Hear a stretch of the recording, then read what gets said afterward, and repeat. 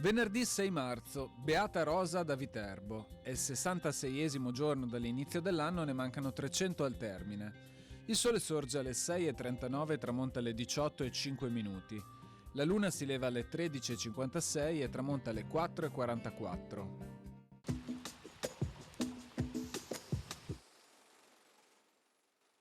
A causa della sua decrepita età, 85 anni, abdica, o come sembra più probabile è costretto ad abdicare, il doge Jacopo Contarini. Morirà nello stesso anno nel Palazzo Bocassi, vicino al traghetto di San Luca.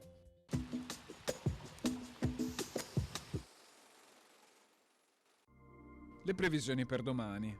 Alternanza di nuvole e rasserenamenti con alcune piogge più probabili fino all'alba e nel pomeriggio. Temperature in calo.